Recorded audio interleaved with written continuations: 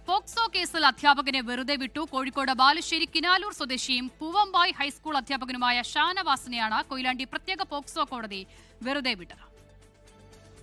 അജി കുഞ്ഞുമോൻ കോഴിക്കോട് നിന്ന് ചേരുകയാണ്. അജി, എന്താണ് ഈ പ്രതിയെ വെറുതെ വിടുന്നതിന് ആധാരമായ സംഭവം?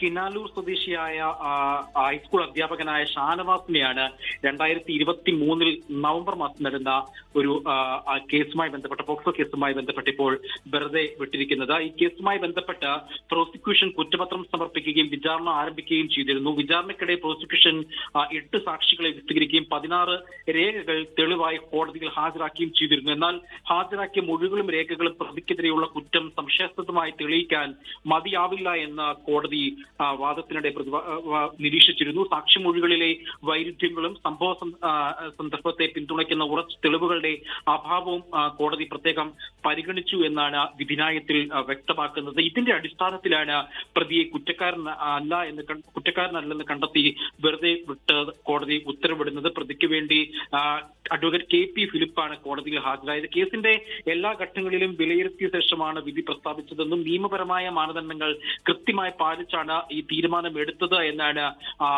കോടതിയുടെ നിരീക്ഷണം. വിധി പുറത്തു വന്നതോടെ പ്രതിഭാഗം വലിയ തരത്തിലുള്ള പ്രതിഭാഗത്തിന്റെ ഭാഗത്തു നിന്നും ആശ്വാസം ഉള്ളപ്പോഴും പക്ഷേ പ്രോസിക്യൂഷൻ വിധിയുടെ പകർപ്പ് ലഭിച്ചതിന് ശേഷം തുടർ നടപടികൾ മേൽക്കോടതിയിൽ സമീപിക്കാൻ വേണ്ടിയാണ് നിലവിൽ നീക്കം നടത്തുന്നത്. അഷിത, അജി കുഞ്ഞുമോനാണ് വിവരങ്ങൾ നൽകിയത്.